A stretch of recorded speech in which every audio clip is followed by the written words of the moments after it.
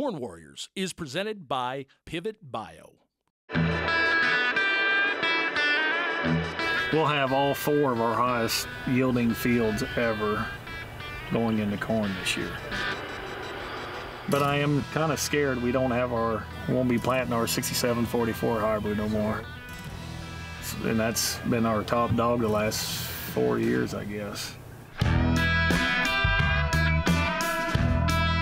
We're with Joe Dedman with Monty's here. We're gonna go down and look at actually the field that I really think is gonna be our biggest potential. This is our lower bottom. This is our upper bottom, so we're gonna go to our lower bottom. Simple names there, but we haven't stripped that field yet. We did disc it. We had some more corn stalks piling up there in that field. I guess that's where we're gonna head to, the next field.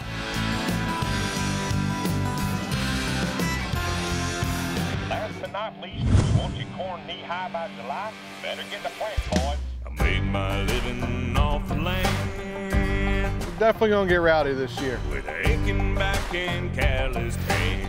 I'd like to say that this season's gonna be better. Old men said you reap what you sow. If you're gonna do something, be the best you can be at it. Out here in these fields of gold. It's hard out here. I move harder, work harder. I get the job done, yeah, I'm a farmer. I don't back down no matter what comes my way. I'm always bringing the heat. We in Alabama. I'm an early riser, an all-nighter.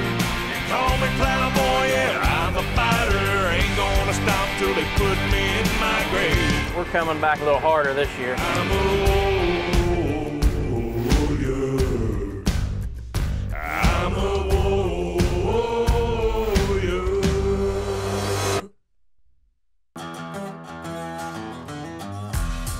Kevin, King Kalb over there in DuBois, he whipped up on us pretty good last year. We're coming back at him a little harder this year.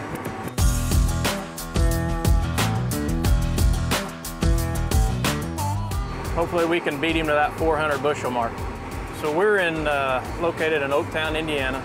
The one thing that I think is different with us, with me and Brandon out here on Cardinal Farms, is our soil types.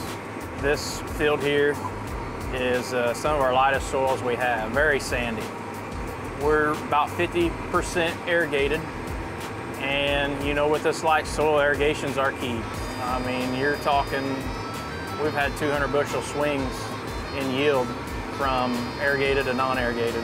We run on 30-inch rows, and you know, liquid is a big part of our program. You know, we front load as much as we can, and then we're right back in with side dressing, and then the rest is through fertigation. It's a lot of work for 300 bushel corn. You know, some guys got some lot heavier soils, but we really got to spoon feed these lighter soils. It's just a lot of work. You know, we're doing a lot more soil health stuff through this Soil Warrior. Today I'm running Monty's dry carbon through here, and we're just trying to feed this soil harder. We're doing our fertility with liquid, but the most important thing that this Soil Warrior is doing for us is making this consistent seed bed. I mean, you'll hear me say it over and over again. It's the best thing I've ever planted on. I think this is a key component to catching Kalb up there. We're looking forward to 21.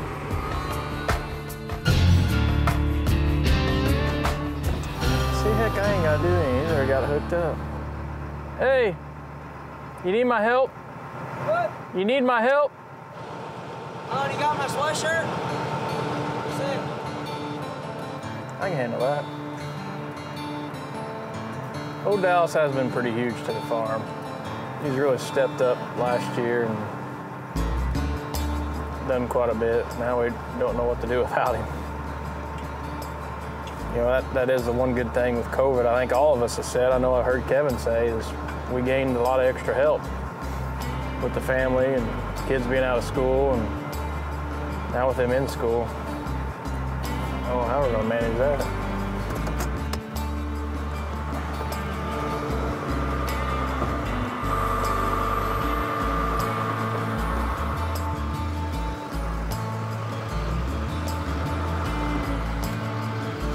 He can't do it all without Dad.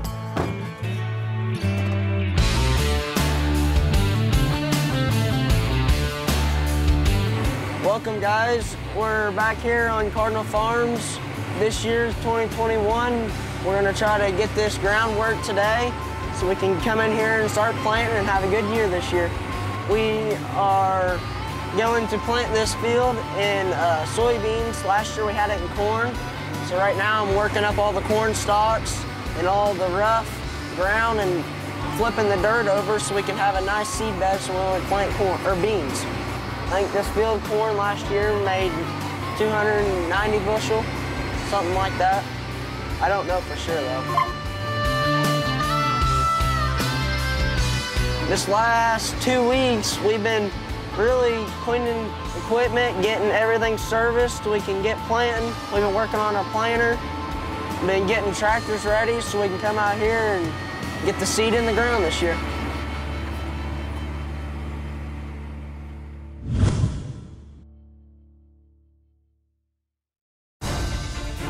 We're out today looking at a pivot biofield. We're looking at being able to cut back your synthetic nitrogen and being able to replace that in furrow with a microbe. Where the starter washed out, the pivot biocorn is still green at the end of the year.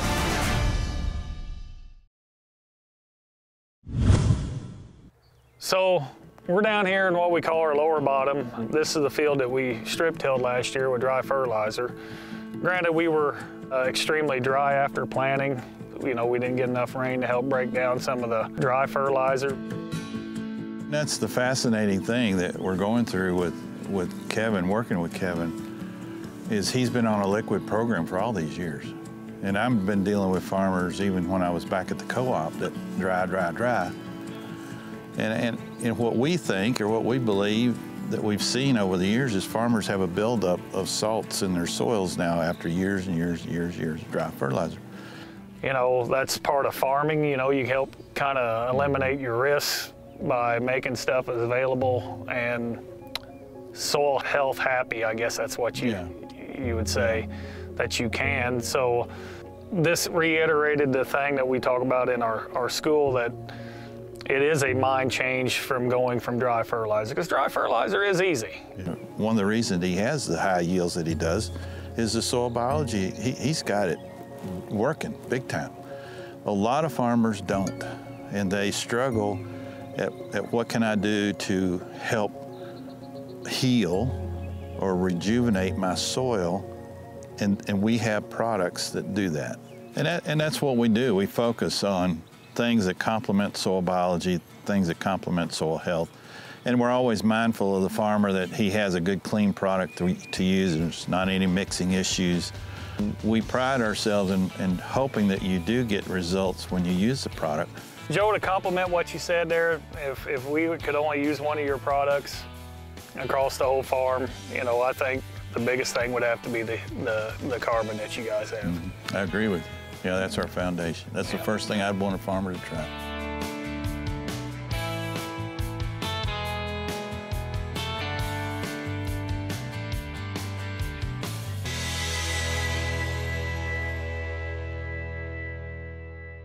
Well, there's two nutrients we talk about during the school.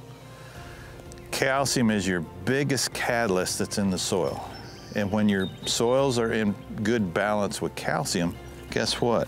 The dirt does not stick to your feet because it's so airy. But if it's really high in magnesium, the magnesium tightens the soil and it will stick to your feet. So magnesium tightens the soil, and calcium loosens the soil, and you want this balance to go on in your soil so that not only can the roots penetrate it, because if it's too high in magnesium, it's tight. It's back to this 200, 300 pound pressure that root has to grow through because the soil's so tight. Or if the calcium's in good balance, the root hair can easily grow through the soil. So again, those are just little things that can make a difference in the farmer's soil complex and growing higher yields. So see how that's crumbling? That's what you want. If this was real high in magnesium, it would just be like a putty. It'd be almost like putty. So I'm just looking here. You see all these little holes here? Yeah. And all earthworm holes Yes. that you see. Yeah. Soil biology is these. going great. But that's what you can see, them little holes there. That's what they all are. See this clod? They got a hole all the way through the clod. But that little old worm dug that hole all the way through there. Yes, soil temperature here is probably 45, probably. Right now after that rain. See, there's a little hole right there he went down through. My worms are way bigger than Weaver's.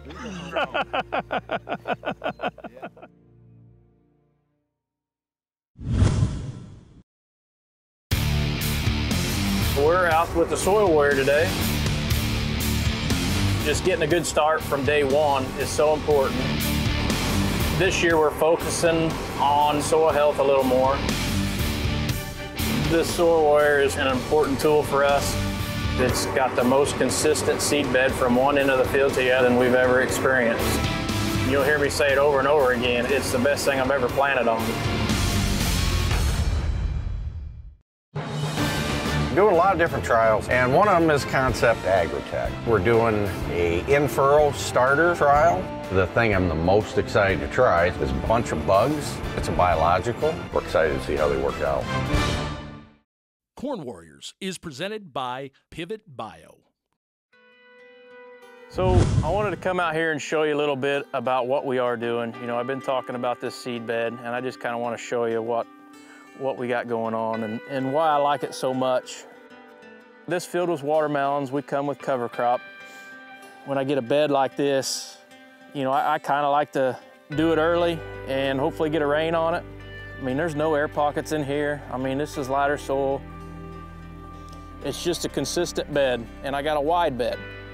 If my placement's off a little bit, I don't think it's really hurt me too much, where some of these other machines, I mean, your placement's key. But you know, we've got you know, a 10 by 10 strip that we're applying this carbon to, so it's just the best we found. Just really like the performance of what we've seen with this.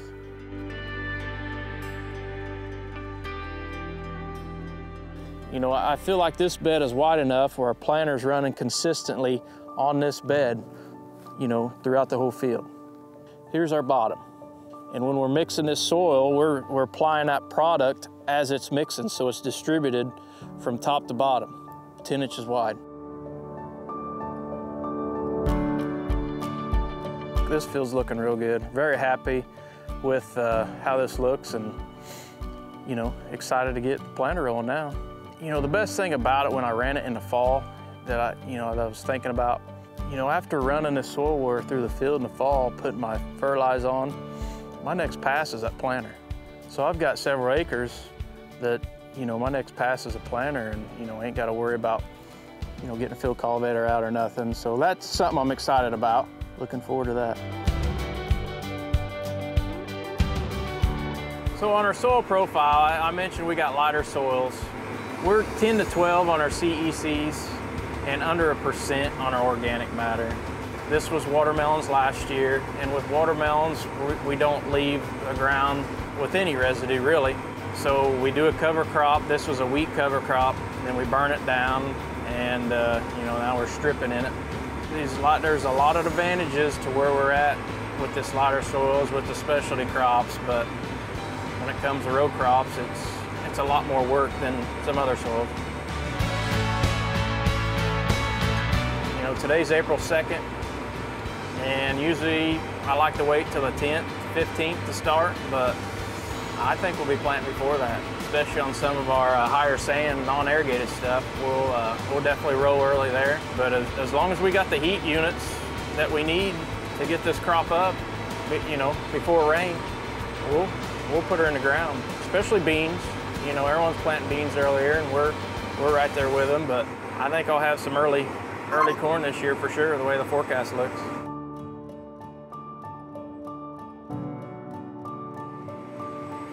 Last week, my dad's been working on the planter, but he don't like moving around chemical totes because it takes too long, so he makes me do the dirty jobs. I move around chemical totes and get underneath the planter and tighten bolts and stuff like that. Pretty much things he doesn't want to do. Yeah, this year, we're back in school, which last year around this time, I was out of school and I was doing this every day. So now I got to go back to school, and I get out at 3 o'clock, and I come straight here and start doing this. Oh yeah, this is a lot better than school. This year, we are getting started way, way earlier than last year. Last year, we had rain, cold spells, equipment not running right. We had all kinds of problems last year. But this year, we're getting everything running early. Like today, where my dad finished up running the Soil Warrior. My uncle, Brandon, he's laying plastic, starting laying plastic for our melons. And we're getting all of our groundwork today and tomorrow and this next week. That way we ain't gotta worry about it, and all we gotta do is come in here and plant. So that should be a good advantage instead of doing it both at the same time. Kix just got done with basketball tournaments, and he's getting ready to start with baseball, but Kix has been out here this year. He's been helping my dad on a planter the last week, doing the little stuff that my dad can't get his hands in there and do. He's been doing a pretty good job this year. Yeah, I would like to take over the farm whenever my dad and uncle retire. It would be pretty nice to have this farm with me, my brother, and my cousins to take over this farm and make it even better. Yeah, this field here usually is one of our best fields. Since this field right here has got Kevin Kalb's chicken litter, maybe we can steal the crown from him this year.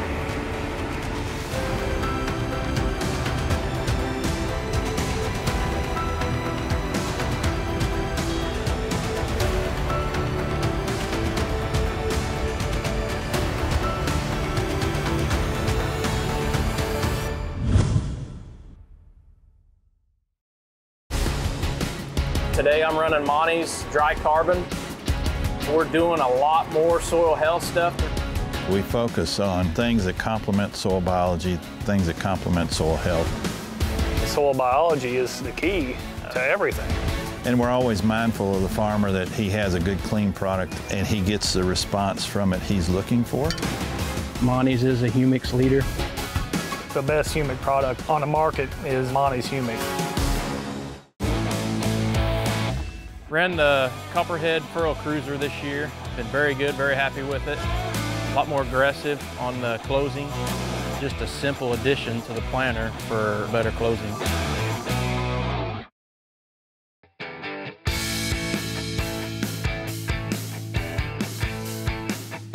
This was our last field harvested. This was like November 6th or 7th, so our biology already shut down. And this was planted at like 38 to 42,000 of the greenest, healthiest freaking stalks you ever seen, and they're just about chewed up. That's what they're doing, they're working. That's why it makes them happy. And here's a little tidbit that we tell farmers too. So if you go out in your field, you dug up a square foot, count how many worms are in it. And early on, if the soils are not in good shape, you might get 2 or 3 worms square foot.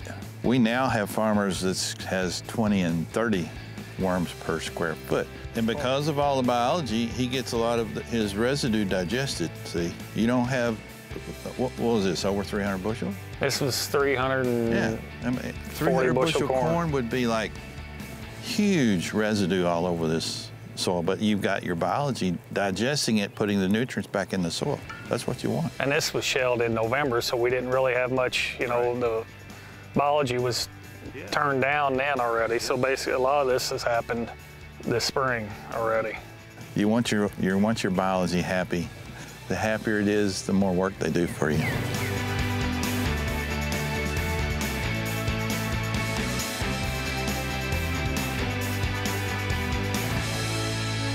So we're gonna head to a bean field that's gonna go back to corn this year. That's been corn on corn forever. It's gonna be one of the fields that we're gonna push pretty hard.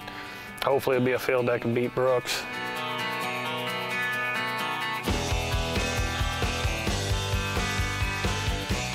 So now we're out here in our, hopefully to be our highest yielding corn on the farm for this year. This field here was corn on corn as far as I can remember.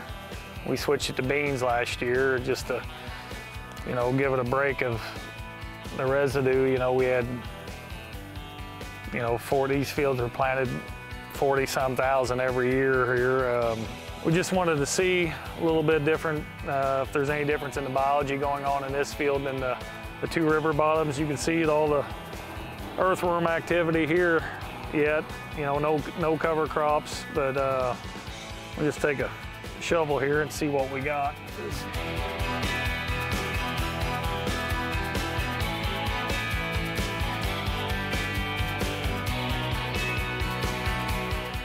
You see the holes that they got. When we dig up the fields, this is kind of what we call healthy soil. The more of these that you have, the better off you are. So we just went in, made about a half a shovel bucket there, and you can see there's probably 24 worms in there. And it's cool, so, you know, pretty happy with the biology that's going on in here. Soil profile's exactly what we want to see. And this is where your liquid program really complements, because it's low salts, it doesn't do anything to hinder them, it only does stuff to help them. You know, you go out in a cornfield in the summertime, you know, you get a little rain there and pull up a root ball there, you know, you want to see 10 worms on them, on each root ball, preferably. You know, then you know you got your soils pretty happy. And they're going to dig more holes. You have earthworms that go horizontal, and then you have other earthworms that go vertical. Soil biology is motivated off of photosynthesis, sunlight. So you have some biology that stays closer to the surface. You got others that go a little deeper. And most of your activity is around 6 to 8 inches deep. And that's where all the activity happens in the root zone. And then when your roots go laterally deeper, they intercept water, nutrients. That's the symbiotic relationship that's happening in the soil. The roots send out exudates, which is sugars, hormones, carbohydrates, signals whatever they want to with these worms and other microscopic biology in the soil, and says, I need potash, I need phosphorus, I need whatever. They go get it, so they keep getting fed. So it's this symbiotic relationship going on in the soil all the time. And you see those little piles?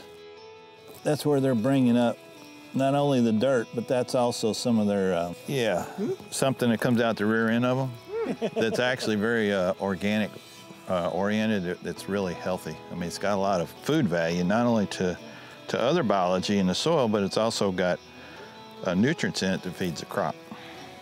So, guys, I think that's about it for the day. You know, a little too wet to do any tillage work or do any planting, and let's head back to shop. It's my birthday today, and let's go have one. Or two.